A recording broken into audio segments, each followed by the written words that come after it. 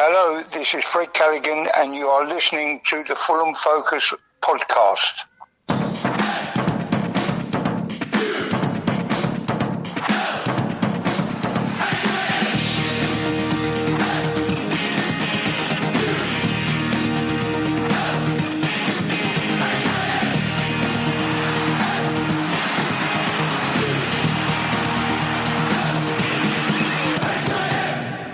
Fulham. Hello, welcome to the Fulham Focus podcast. My name's Matt Boisclair, and after the most predictable outcome of all time at Man City last weekend in the Cup left all of us at Focus Towers in agreement that we just can't be asked to discuss it on a podcast. We're back to look ahead to this Saturday's match at home to Huddersfield, with the Whites just 4 points behind second place West Bromwich Albion in the Championship table. Before we do that, I caught up with Baldo this week to discuss the Fulham career of a former warrior of a centre-forward of ours. Fulham. Right, as deadline day approaches at the end of this week, Baldo and I thought it would be appropriate to look back at the Fulham career of a man who joined us in the January transfer window and went on to have a very good spell with us. We're all hoping that, given our current striker predicament, that we have somebody of a similar mould to Brian McBride lined up to come in this week. So it's January 2004. Under Chris Coleman, Fulham were absolutely flying, largely thanks to the form and goals of Louis Saha. Manchester United's heads were turned, and once they declared their interest, Saha was in no doubt that he wanted to leave. And so how do you replace the irreplaceable? A man with incredible pace and ability? Well, we turned to an American striker who had previously had spells at Preston and Everton. Wasn't the most inspirational of signings at the time. Baldo, how did you feel when Fulham signed Brian McBride? Ever so slightly underwhelmed to start with, because it's this, and to an extent it's still the case, that Americans don't have a good reputation when it comes to football. They just get passed off as soccer sort of thing. So it's always a bit hesitant when you took on an American, even at that stage. So yeah, I was slightly underwhelmed, but he got off the mark. He got off the mark incredibly well, and the rest was history.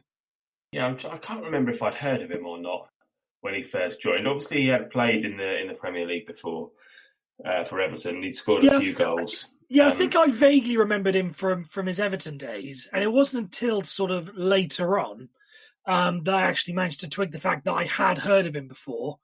Because for when he played with the USA in the 2002 World Cup, that's when I first noticed him. But he'd sort of gone off the radar as well because he was playing in America. And funnily enough, I actually quite liked. From that point, I thought I quite like that player. But of course, he just went off the radar a bit, so I wasn't able to keep track of him. Well, he was a very, very different type of player to Louis Saha. But he did come in and start scoring goals. He made his debut on the 31st of January 2004, 16 years ago. So it seems like only yesterday. I remember being sat at the side at Loftus Road at the end where he scored that. And against Spurs, he'd signed from Columbus Crew a few days before.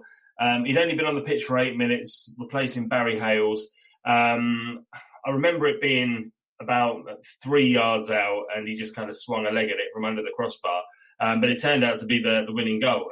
Not a bad way to make your entrance, even if it was at Loftus Road. Exactly, yeah, because I remember having this chat with a Spurs fan a couple of years ago about him. His first goal in English, his first goal for Everton was against Spurs. I think it was the winner.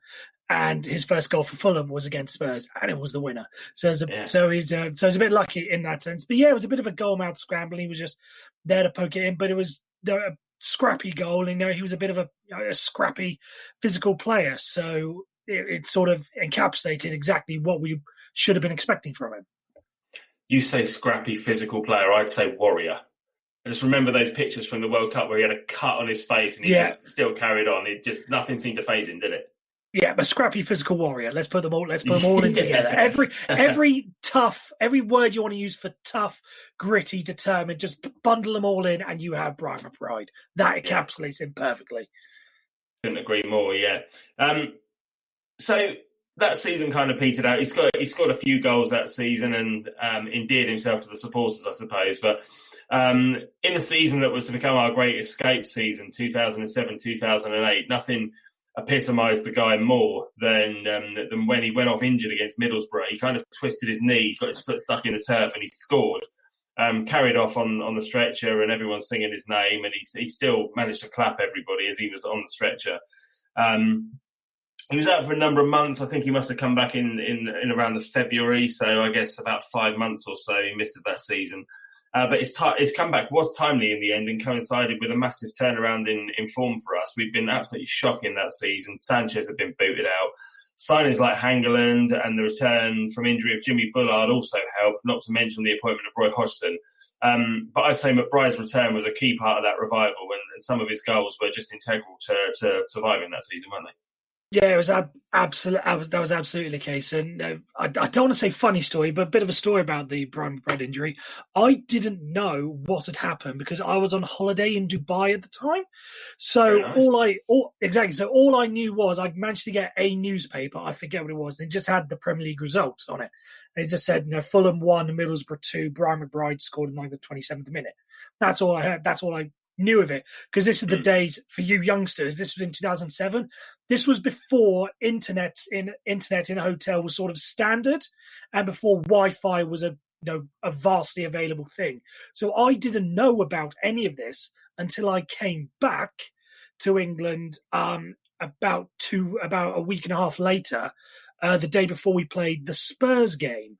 So this was all sort of new to me. I didn't know that he'd been injured. So when we played Spurs, it was the Diamante Kamara overhead kick game. Oh, yeah. Someone had to explain to me, how are we going to deal with that McBride? I was like, what do you mean deal with that McBride? Oh, did you not know? And so it was only then when I find out that he'd actually got injured. And I'm kind of glad in a way that I wasn't there. Otherwise, I just would have been overcome with emotion because I loved him so much when he got injured. But yeah, as you were saying, the turnaround in form, it did coincide perfectly, because the game he came back was the Aston Villa game, 2-1. Davis and Bullard with the free kick. But you can just sense that, and it was perfect timing as well, because he was just about to come on when we conceded the goal against Aston Villa. It may have been an Aaron Hughes own goal, and it was an own goal. That's as much as I remember. So it just perfectly comes. That was our lowest ebb sort of that season.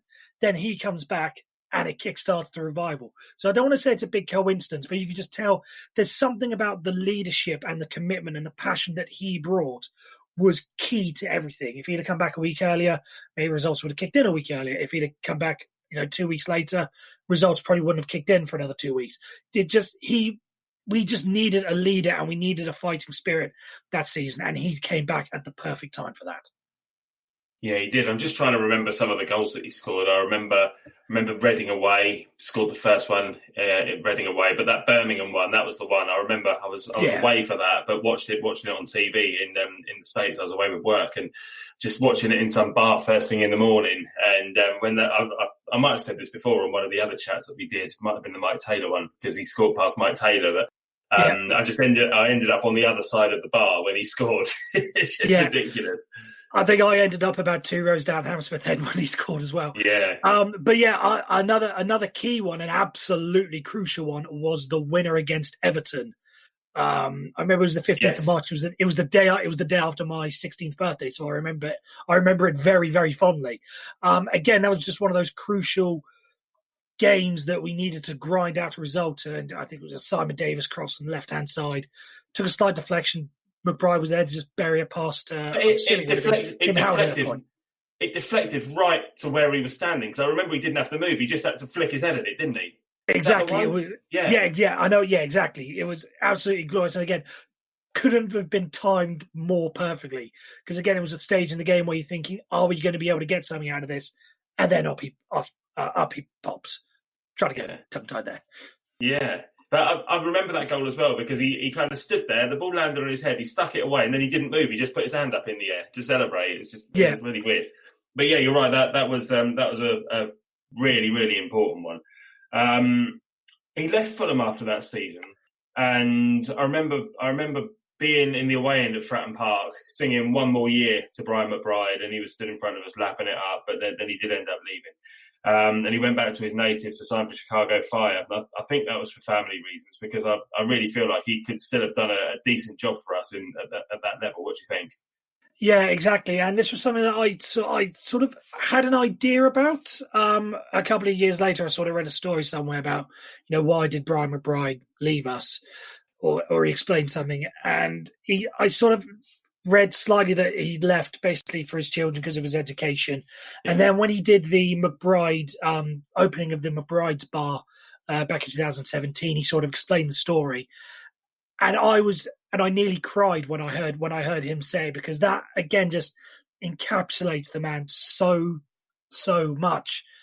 That, you know, not just a great player but a great human being. The fact that he was willing to put, because I can't imagine he would have been, you know, Premier League wages to MLS wages. I can't imagine they'd have been the same, having to uproot everything. But it was for his kids' education. It was. I remember him saying the way that the American education system is structured, the English one, it was basically now or 5 years' time, and he didn't want to move them 5 years' time, so he had to move. So the fact that he moved back for his kids was just, plucked at your heartstrings. That story did, and again, it's just a great example of what a man he is. Yeah, no, that's a good story. I wish I'd gone to that, actually. I don't know why I didn't. I knew it was happening, and I just never got round to getting a ticket, and then it just it passed me by. I'm really disappointed I didn't go, so I love stuff like that. You wanted to talk about strike partners. He had a few in his time at Fulham, didn't he? Radzinski, Collins-John, Heider Helguson. Which one did you think was the most effective? Heider Helguson, because the season that really got me, because anyone who knows me, and I'll admit this because I'm open about it, knows that I haven't been a Fulham fan for life. I was a Manchester United fan growing up in Surrey. That's kind of the thing you do, and I sort of had to transition to Fulham over the years. But the season that made me fall in love with Fulham was the 2005-2006 season, because that was the year I think we won like 13 games at home. It was the year we beat Chelsea, and that partnership between him and Heider Helguson, because they're not big. Neither of them are big guys. I think they're like 6 foot, 6'1", 6'2". They're not big physical, big physical like Peter Crouch, centre forward, 6'7" sort of thing. They're diminutive for their size and their role. But the way they played together was just glorious to watch. Both two, battlers, warriors, whatever word you want to use. Up together, winning headers, competing, tackling, they did everything together. And if there's one clip that really encapsulates it, go back and find it. It'll be on the season review. It might be on YouTube. You find it somewhere. It was against West Brom, the game we won 6-1. And I think it was the first goal. Anthony Amy just boots it up the field. Brian McBride wins the header, flicks it on for Heider Helguson to come steaming through and score the first goal. That just encapsulated what that partnership was, their understanding of each other. It was just great to watch. It was great to watch that season. Anyone who knows me knows that I like physical football. I'm not into this, passing and possession game. I want the ball up the field, big centre forward winning their header to flick on for the striker. And again, that season, just the two of them playing together was just a joy to watch. And I think they were our two top goal scorers this season, so it obviously produced results as well. So I could go on about Brian McBride and anything around him for hours. So I know I've got to keep this short because I know we're only on a sort of 20-minute schedule. So I'll try and keep as much as I can.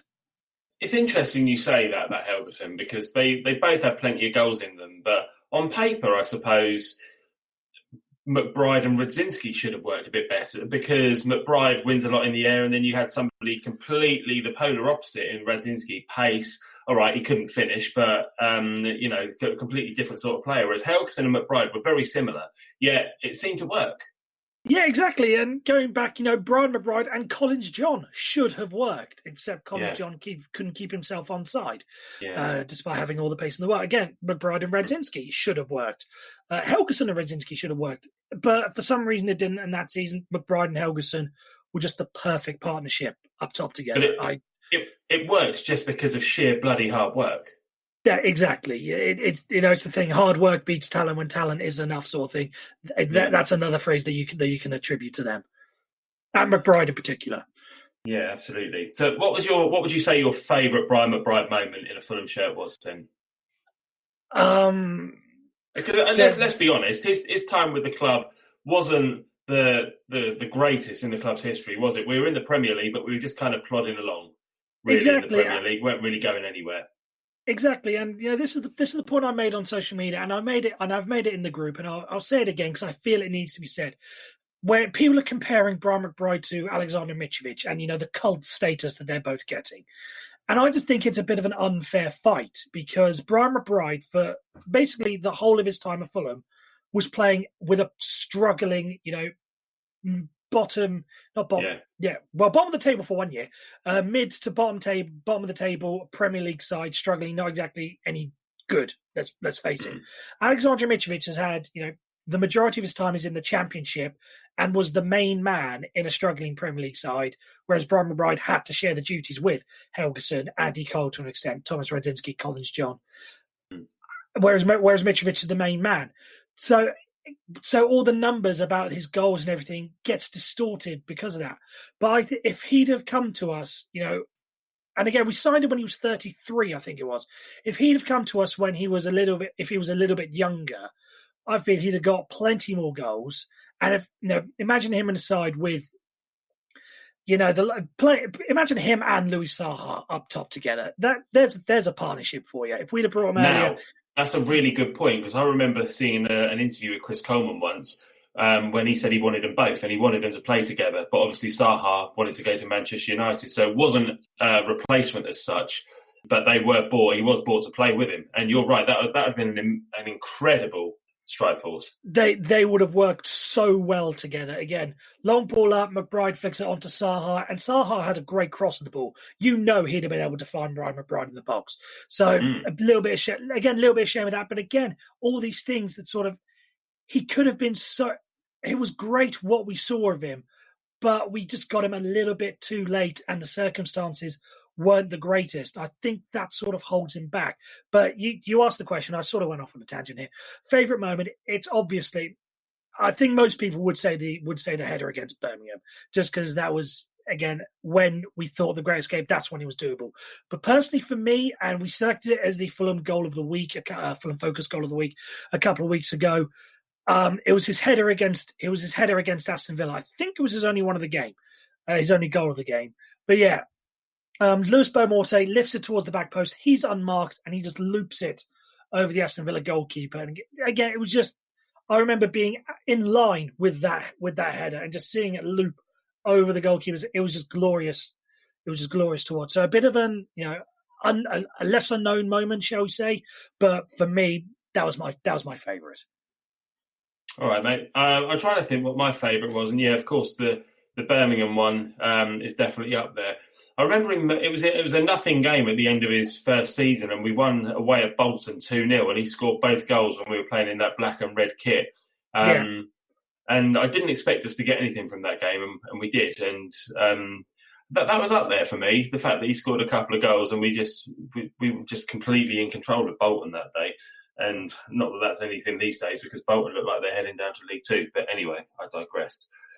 Okay, so I'm going to ask you what your favourite Brian McBride Fulham goal was. That last one was the moment. When I ask you about the goal, I mean, I guess, that in terms of quality. Let's see. In terms of actual quality, here's one that sort of passes everyone by. It was away. It was in that first season. It was away at Portsmouth. Actually, no. I'll take that back. It was his second season. It was away at Nottingham Forest in the Carling Cup. I think it was. I think it was at that point, and it was similar to his first goal against Spurs, where he was a little bit scrappy. I can't remember the build up to it, but I remember the finish to it. And basically, I think he's been dragged down by a defender, and the ball is on the ground. The goalkeeper's rushed out to try and gather the ball. And him, whilst on the ground and whilst fighting the defender, is basically on his side, and he manages to flick a leg to it and get it into the net before, sort of underneath the on-rushing keeper. I remember that again. Fulham did a montage of all of his goals. I think when he was coming back to do the talk with Brian McBride the first time round, but it got called off because the game got snowed off. Someone try and find that out, because I'm sure it's on there. And again, it's just another great example of his never give up hard-working attitude, that even in that sort of situation, he's got the awareness to be able to know where the ball is, know where the goal is, and stick it in. See, this is why I love doing these with you, because nobody else in the Fulham Focus team would have picked a random Carling Cup game away at Nottingham Forest. I was there, by the way. It was bloody freezing. I took my girlfriend at the time as well, and she was absolutely delighted to be there because it went to extra time as well, didn't it? But yeah, nobody else would choose a nothing game, and I love that, because that's what these are about. It's like, you know, invoking old memories that you kind of buried to you know, the back of your mind almost. Yeah, exactly. And with these chats, I sort of want to disclose something to the listeners out there. Basically, with these chats, nothing in trouble. Frenchie will basically put out a notification in the group, and he'll say, you know, we're playing Hull this week. Jimmy Bullard played for both clubs, so we're doing a focus on him. Does anyone want to join me? And it usually takes about an hour, and then Frenchie will say again, does anyone want to chat about Bullard? And basically, we're sort of hesitant to do it. I don't know why. Maybe it's scheduling. Maybe it's because we can't be bothered. I don't know. But with this one, was slightly different. Frenchie just said, we're playing Huddersfield this week. It's the end of the January transfer window. We need another striker. We signed McBride in January. Baldwin, you're doing this one. Because everyone who knows me knows how much I love Brian McBride. And I just thought it was funny the way this all went down. Is just no messing around, no asking. Yeah. Baldwin, it's you. Yeah, there's only one candidate. I like the fact that I'm sort of known as. I wish I was known amongst the wider Fulham fan base, but basically as Brian McBride's number one fan. That's sort of what I want to go down in Fulham history as, is the Matt. No, when you want to talk to someone about Brian McBride at Fulham, you come to me. I quite like that idea. Yeah, definitely. Going back to his goals, I am going to pick another random one, actually. I think it was FA Cup away at West Ham. And I haven't seen this goal for ages, but I think it kind of dropped over his shoulder and he didn't even look. He just swung a left boot at it and volleyed it into the bottom corner. And I think we feel like we won that one 3-0, but it was when West Ham were in Championship or Division 1 or whatever it was at the time. Remember that goal? Yeah, absolutely. Yeah, I know what you mean. It was FA Cup as a replay as well, yeah.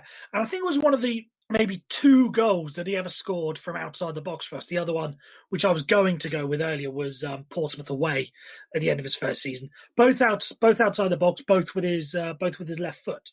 So a bit of a but I do remember the goal. That was a very, very well taken goal. There you go. All right, you've mentioned this already, but McBride's bar. Now, this might be quite controversial. For me, he was a great player for us, but it's always felt like a little bit of a gimmick to appeal to the US market. There's plenty of other players who could probably be recognised within the walls of our stadium before him. What are your thoughts? Maybe I'm asking this to the wrong person as Brian McBride's biggest fan, but go on. No, I sort of get the point. And I remember in the Q&A, he was asked, if you've got your own bar, if there's anyone else that you'd like to have a bar renamed after you, who would it be? And I think his answer was Chris Coleman. And it's the right answer. I think Brian McBride, for what he did for us, and you say pandering to the US market, I think there's some argument to that. I will admit. I don't have a problem with him having a bar, but for him to be the first, I just thought was a little bit weird. Like, you could name the likes of players you could argue like Sean Davis should have a bar named after him. You could argue Simon Morgan, yes. Jimmy Hill should have something named after him, even if it's a bar, if it's a stand, if it's a walkway, something should be named after him. I think Brian McBride came before the George Cohen statue. Alfaya doesn't have anything named after him yet. I'm sure something will. The list goes on. I don't have a problem. Exactly. The list goes on. I don't have a problem with him having a bar, but I just think for him to be the first person to have it was slightly off. That's my view of it. He deserves it, but he shouldn't have been the first. If there's any Americans out there, which I'm sure there will be because we're talking about McBride, it's a bit like the Mariano Rivera unanimous Hall of Fame. Yes, he deserves to be unanimously put in, but for him to be the first, it's just a little bit weird that it took so long for that to happen. It's the same with McBride. The fact that the first bar we had named after us was after McBride He deserves it, but he just shouldn't have been the first. I'm not even going to pretend that I understand your reference, but let's go with it anyway. I'm sure there's plenty of people out there far more knowledgeable Some people than me. will, and that's all that matters. Yes, quite. He was Player of the Year in successive seasons in 2006 and 2007. Also our captain. Was he a good captain? I'd say yes. We didn't have much of a chance to see it because that was during his injury season. But yeah, it goes back to what I said earlier and the fact that it coincided with the Great Escape. We needed a leader in that season, and Aaron Hughes did a fine job standing in. But I just think what he brings to the team and what he could offer, and there was definitely something missing that season, and Brian McBride absolutely delivered it. So the fact that he came in, and again, I think the club put up a video, the whole Q&A of the Brian McBride's bar when it was opened. He tells some great stories in there about that relegation season, and again, I can't do it justice. Go back and watch that. He gives some amazing stories about the struggles that the team was going with and what he brought to the team. So I can't do it justice. Go back and watch that because he just encapsulates it perfectly. What he brought to the team when we needed it most. Great stuff, mate. Cheers. All right, 178 games in the Premier League for Fulham, 41 goals. Rate Brian McBride's Fulham career out of 10. It's a 9 for me. I'm probably biased because I love him so much. I think he gets knocked down mainly because I just don't think he scored enough goals, but I don't think any of that is his fault because he had to share time with the likes of Andy Cole and Helgeson and John and Radzinski and the injury. I think that was really the only thing missing from his game is that he could have got a couple more goals. But part of that I put down to the age that we signed him in. We signed him out rather. Yeah. But other than that, there's no, the phrase, I would go to war with this guy. There is no Fulham player in my conscious lifetime that I would rather go to war with than Brian McBride because he was just what he brought off the pitch and on it was just everything that you want a Fulham player to be, personally. Yeah, nicely put. I think I've done quite a few of these now. A lot of them have been my favourite players over the years, and I've marked them at 9s and 10s. And I'm going to have to be a little bit harsher with McBride just because the time that he was here, I don't really associate with any overly fond memories other than that season of the Great Escape. But that being said, there's not many centre forwards that I've seen play for Fulham that I'd put in the team ahead of him. So I think I'm going to go with an 8, which is still a really good score. But I guess just in comparison to some of the other players that I've given higher marks to, I just loved more. But that's not to say that I don't love Brian McBride as well. So there we go. Yeah. I have no problem with an 8. I was always going to mark higher just because I love him so much. I thought you would have gone with a 10, to be honest. People would have expected a 10, so that's why I went with a 9. I would give a 10, but I feel like I can't. Expect the unexpected with Baldo. That's what they teach you on your first day. Good stuff, mate. All right, thanks for that. That's good. Fulham. Before we look ahead to Saturday, there is a small matter of the end of the January transfer window, which closes on Friday evening. So we're going to have a roundup of who we're linked with and what could possibly happen before Sky Sports announce that the window has slammed shut. Joining me to do this, firstly, is a man who is not only a Fulham fan, but also a Coldplay fan. You could argue both are odd choices, but if you're feeling the January blues at the moment, then his voice will definitely fix you. It's Will Oakley. Hello, mate. Hi, mate. Happy to be here. Also joining me is a man who I job share hosting this show with. His favourite band is the Teskey Brothers, who I'd never heard of until he recommended them to me about a year ago.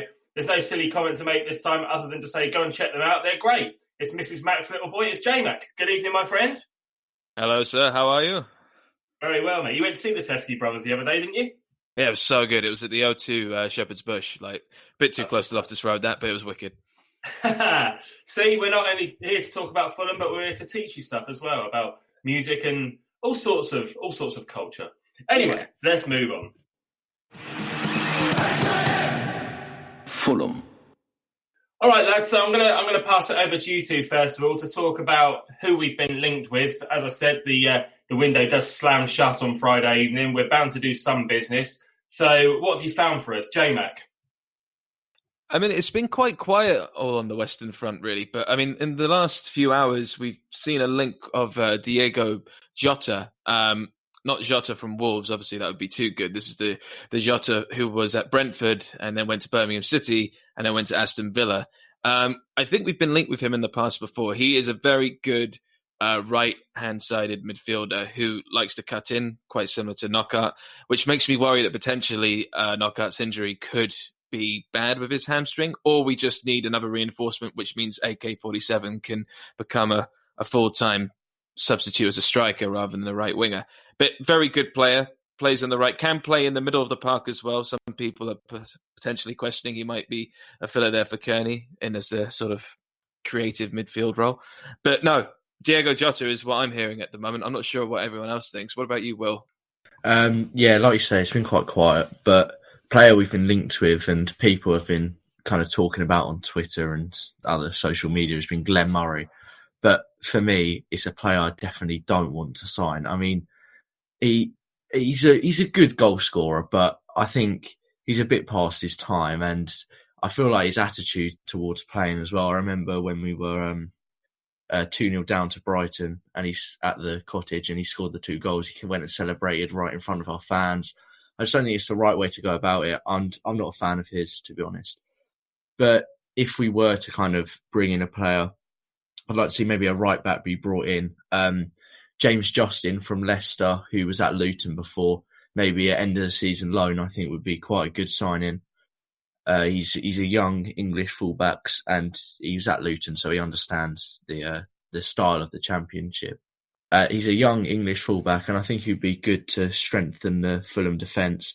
Or if we were to go for someone maybe abroad, Yusuf Sabali, who we were linked with last January on transfer deadline day, would be a good signing to strengthen the fullback position. And I think we would sign him permanently rather than on loan, or at least with an option to buy. But like you say, it's been quite quiet and there's not really been many strong, certain links yet. Well, what we have done already is we've made Cavallero and we've made Bobby Reid both permanent deals. They were both made last week, which does, of course, free up a couple of loan spaces in the squad. So there is potential to maybe bring a couple of players in. J-Mac, what are you thinking? What position do we really need to strengthen in before Friday if we're going to really cement our place and chase those top two? Well, I was thinking a striker originally, and Glenn Murray is a classic rumour. I mean, I've got a friend of a friend of a friend of a friend. I think everyone has this friend that has heard that we are definitely looking at the striker department. But now you've seen AK-47 returning from injury today on the social media, and Mitro on his way soon as well. And if Diego Jota is true, then maybe we don't necessarily need a striker up front. I'm not too sure, but I think we need to basically have cover for Joe O'Brien if he gets injured in the left-back department. I'd love to see someone like Scott Malone again, basically. He played very well in that type of attacking flair sort of formation as we played under Slavica. And also, he's only playing, I think he's only starting in about 55% of Derby's lineups at the moment. I'd like to see Scott Malone back. But I also agree with Will, a right-back would be good, because I do hear that there are some legs when it comes to Cyrus Christie potentially going to Roma. I've heard that it's more than just a rumour. Cyrus Christie to Roma, that is bizarre. Yeah, it is bizarre. I'm not too sure how strong a rumour it is. I mean, people are saying it is actually potentially going to happen. But if he does go, we certainly need another right back, because I'm not too happy with the idea of Steven Sessegnon being the only option. And obviously you got Dennis Adoy as well, but he's a transformer. He can do the left, the right, and centre back. The thing with Italian teams, historically, they've been built on having a good defence. And if there's one thing that Cyrus Christie didn't do well in the top flight in English football last season was defend. Going forward, he's good. And at the Championship, he's an all right player. But I don't know. Cyrus Christie in the first team at Roma, can't see it myself, but that's what these rumours are about. They're there to provoke some discussion. So Anything else from you, Will, that you spotted? I mean, what position would you say we need to strengthen?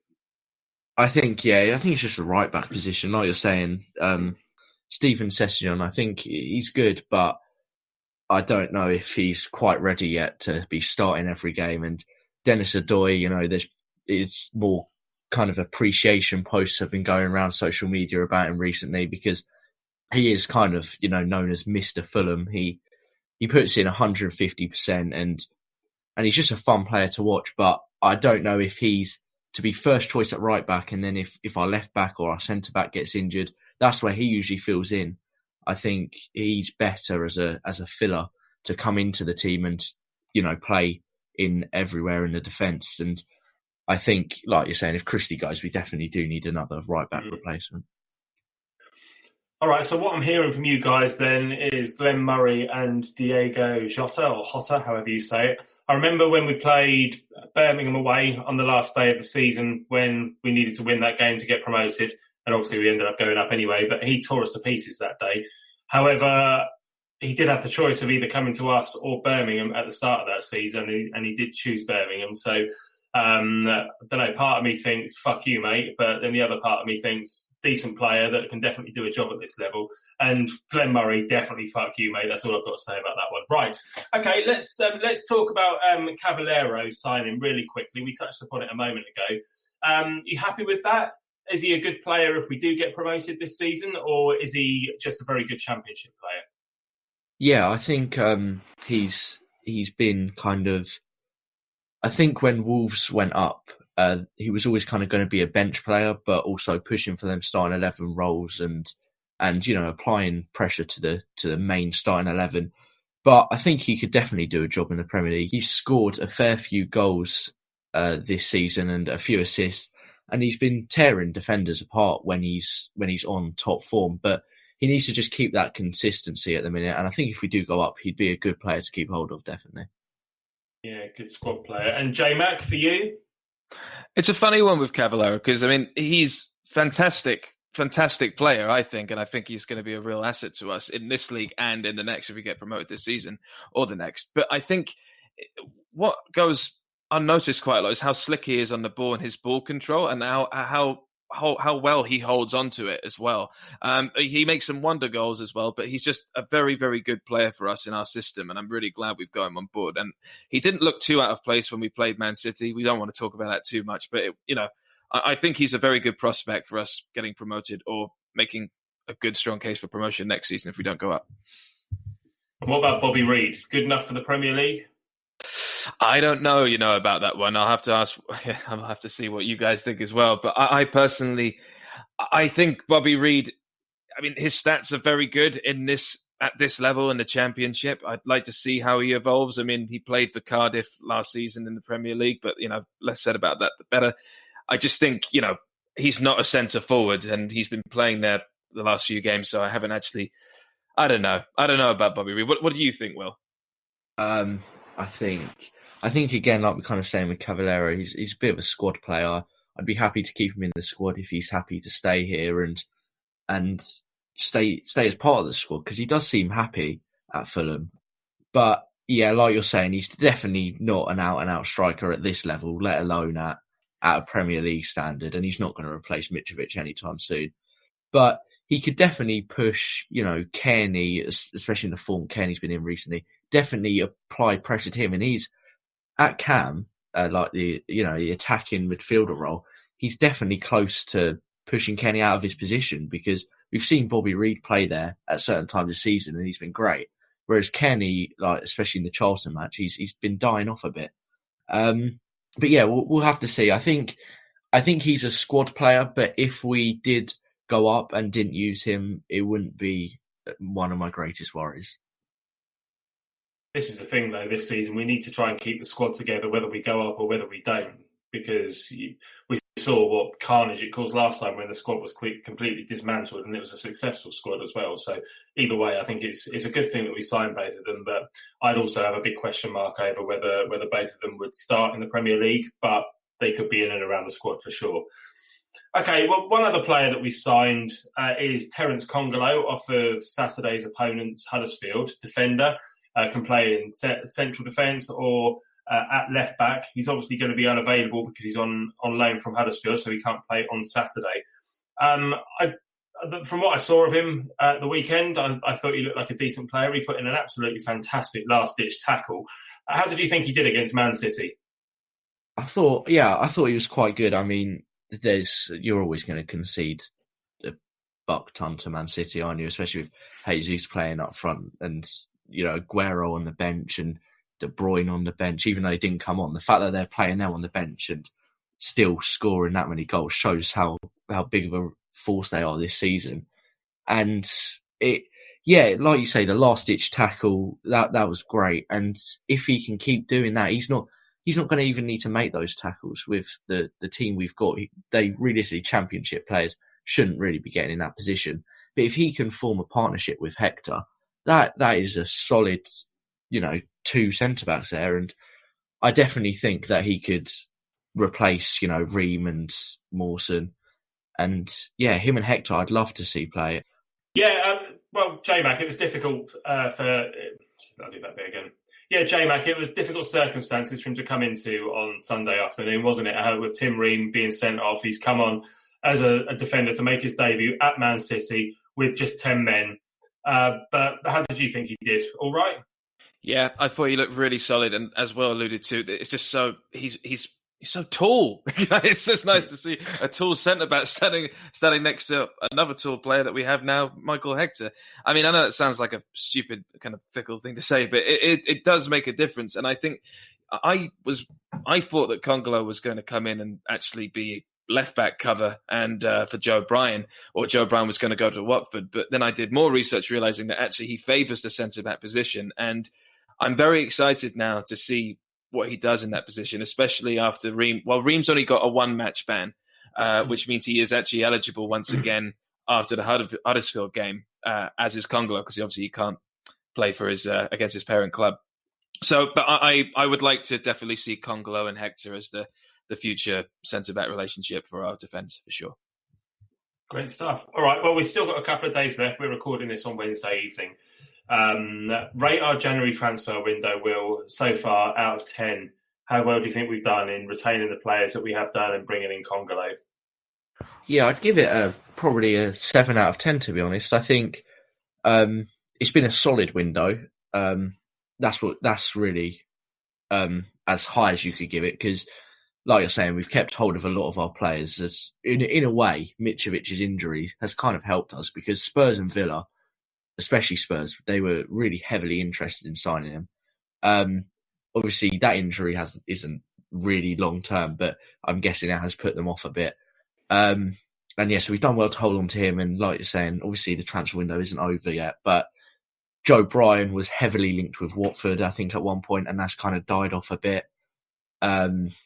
We've done well to keep the squad we have, because losing players halfway through a season when we're pushing for promotion is probably one of the worst things that could happen. Getting, Cavallero's signature and Bobby Reed's is going to help us push for promotion. Whether that is going to help us in the Premier League next season, if we do go up, we'll have to see. And Congolo, so far so good. So that could push up to an 8 if Congolo does show that he's worth it. Well, let's not forget as well that Michael Hector, that deal was completed at the very start of the window as well, even though we knew that was coming. But he's come in and he's changed the team. He's changed the way that we defend, and we look much more solid at the back. Jmac, what about you? Quickly, out of 10 for our business so far. I'll give it an 8 just for the point you made. It's actually, Hector coming in was like a January signing, because that's when he was eligible to play for us. So you've got Hector, you've got Congolo. If we are able to get another right back as well as a forward, then I think it could go up to 9. And that with the contract extension as well, it's been marvellous. I really would like to see Harrison Reed get a contract, permanent contract signed as well. And then I'd say it was a 10, because I just think, like you say, the core of the team needs to be strong and just rectify the mistakes we made last season. Excellent point. All right, well, let's look forward to Saturday's game against Huddersfield, 3 p.m. at the Cottage. Stato has done some magnificent work today, and he sent us over a kind of a stats breakdown of our midfield, and who plays together and how we do when they do play together. And our most consistent three in midfield this season has been Tom Cairney, Stefan Johansson and Harry Arter, that trio. And when those three have played, they've played 6 times, or they've started 6 times together, and they've won 4 out of those 6 games. Then it's Cairney, Reid and Onoma, who have played 4 and won 2. Then Cairney, Johansson and Harrison Reid played 3 and won 2.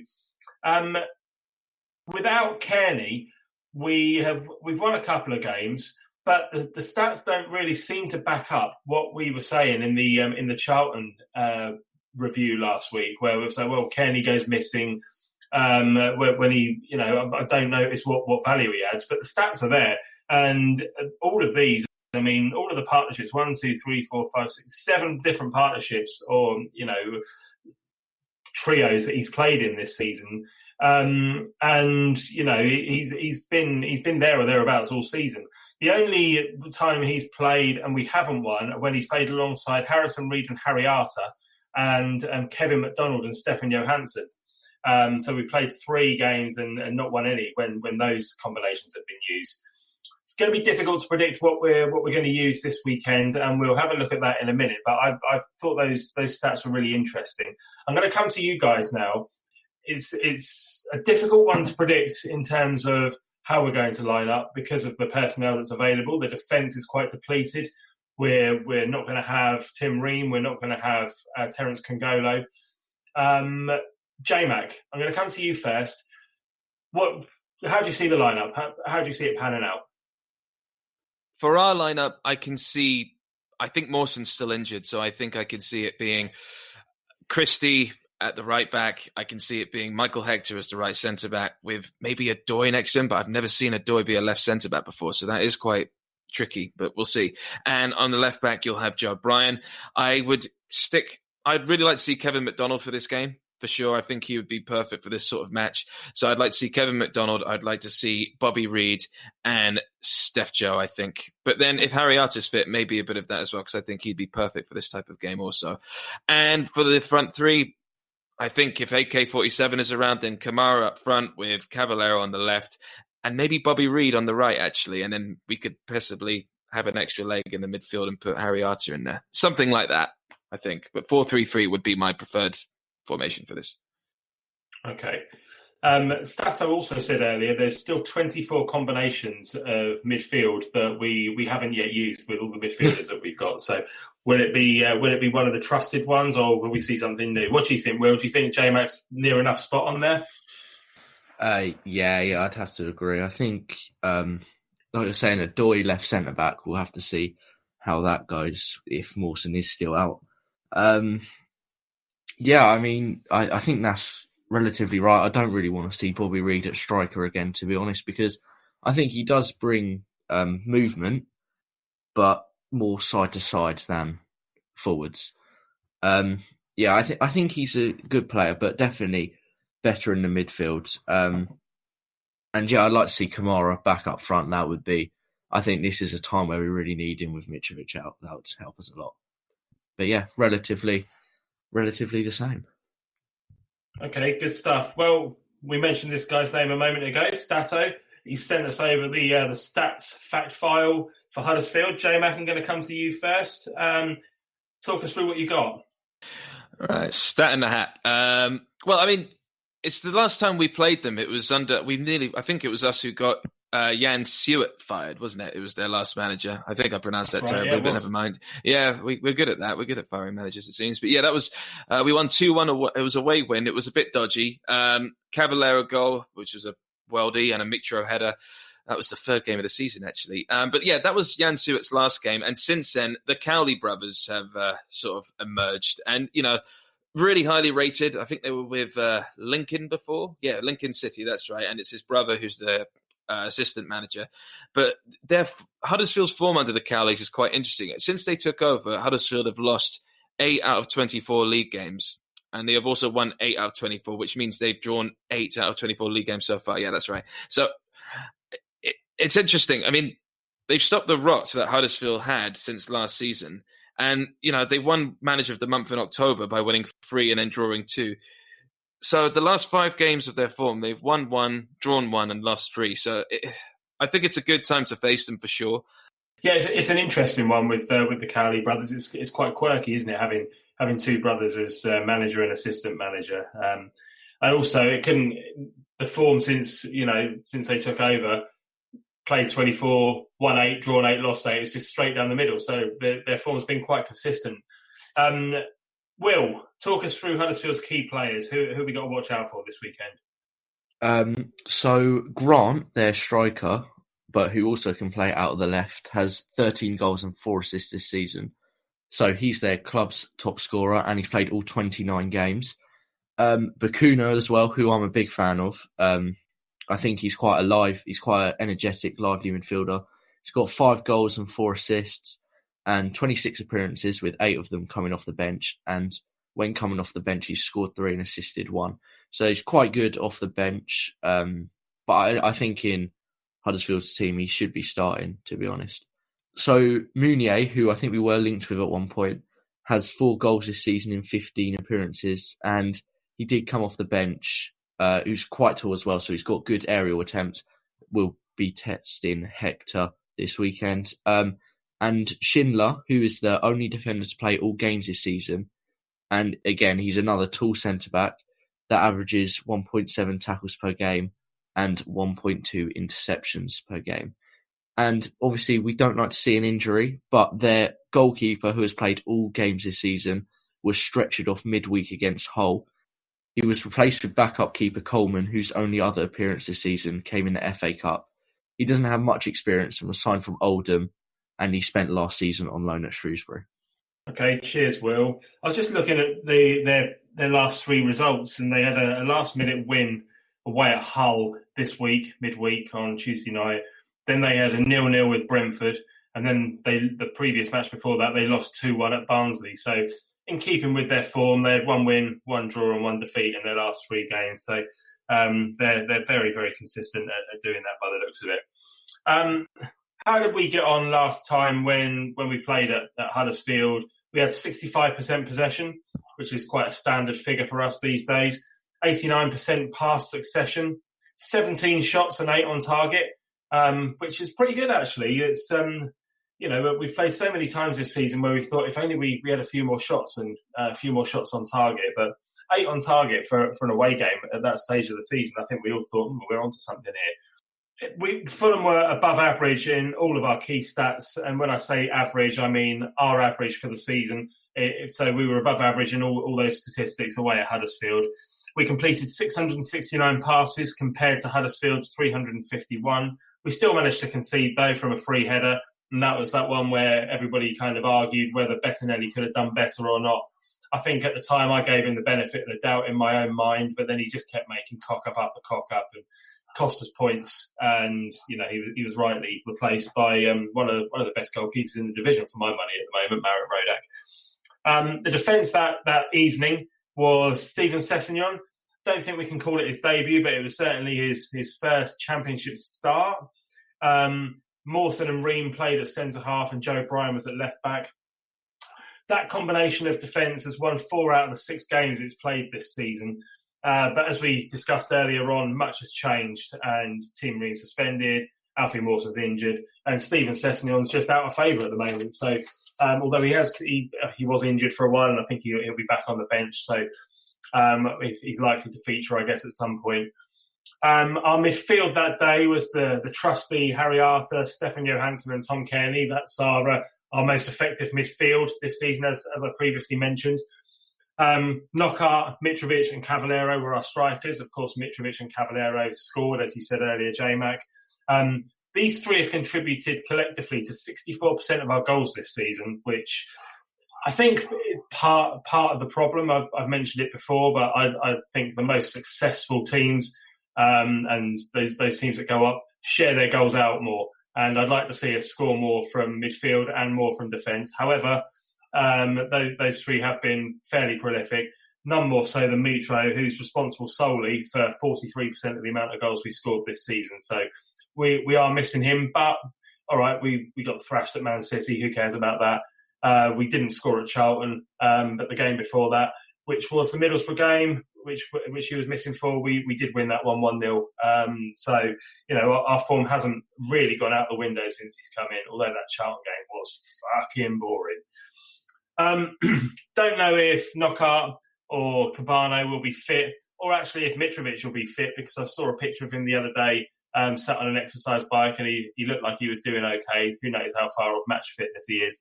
But as you said, Jmac, AK-47, Kamara, looks to be back. So whether he'll be put straight back into the team or whether he'll just be integrated gradually off the bench, then who knows. Right, well, that's the stats over and done with. I'm going to come to you guys now for a score prediction. Jmac, let's come to you first. I just am so scared about this one, just because, I mean... You always are! I know. Every game.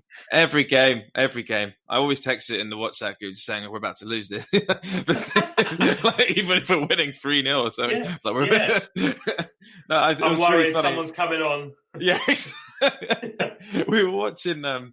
We weren't watching. Well, some of us were watching all the scores the other night of Leeds coming back against Millwall, West Brom losing against Cardiff, and Nottingham Forest beating in Brentford. And it's amazing how the table is now changing. What a difference like a month and a half makes. But yeah. I've got to say, I'm not actually worried. I think it's going to be 2-0. But I just after the Charlton game, you can understand why my spidey senses are sort of not so positive for this one. Yeah.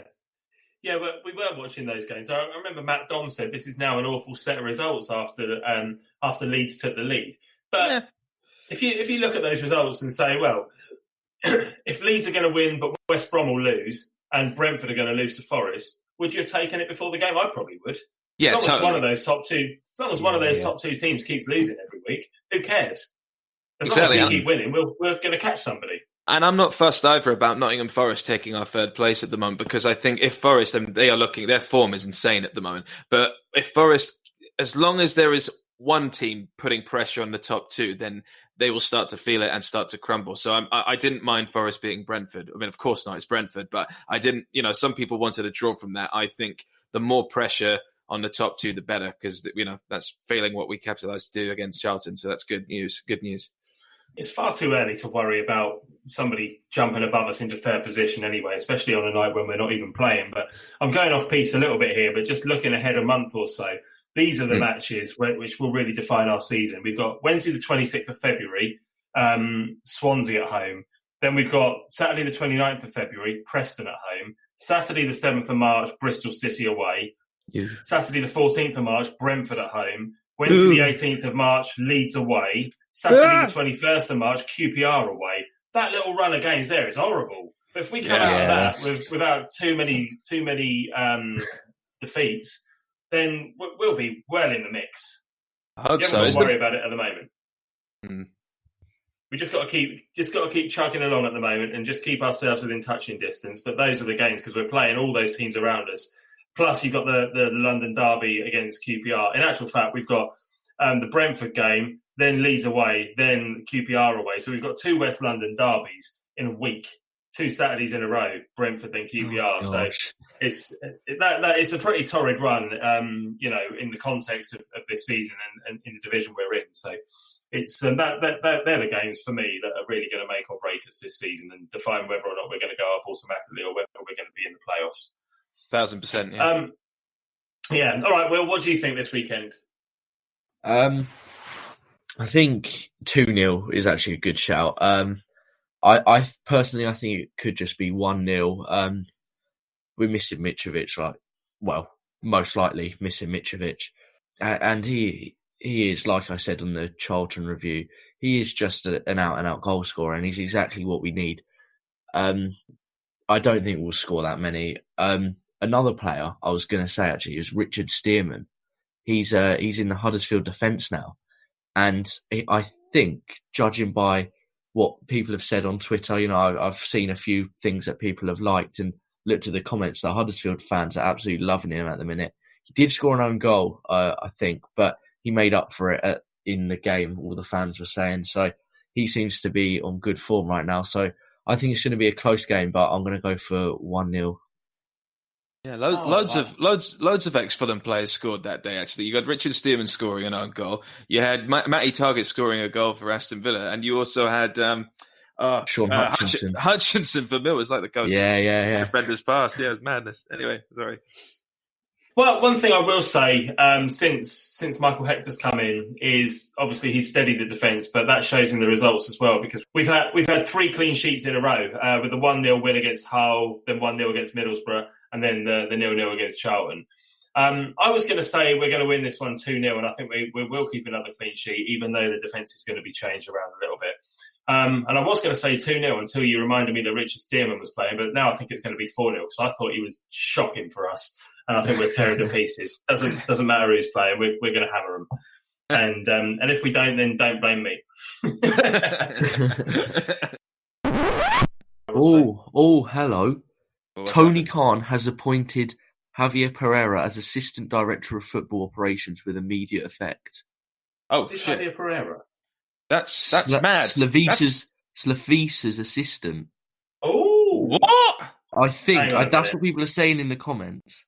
it is. No, it's I'm true. going to have to search him up. And I've just searched it up. And yeah, he was with Fulham when Slav was there. So, it looks like he wants to some more action in the transfer market, and hopefully someone that can help Tony Khan actually help with the football side of the club rather than just the finance side. That's really interesting, because he's the sort of man who will know the style that we're trying to play. So he'd be in a much better position to identify the sort of players that can implement that style. It even says here, I've just got the website up, the Fulham website. We share the same vision for Fulham and the same philosophy of football, and we work together to apply that shared vision to deliver success. That's what Tony Khan said. So he seems to have learned his lesson from the same philosophy of football, he said then, which obviously Claudio Ranieri was never going to bring from his defensive nature. So that's I think that's really good. Pereira added, I was delighted to be asked to return. Really enjoyed my time here. Have some great memories of our promotion winning season. Hope we can achieve the success the chairman, team, and of course the fans. So that's great. Well, there we go then. That's a sign we weren't expecting. Yeah. All right. Well, great news to finish the pod with.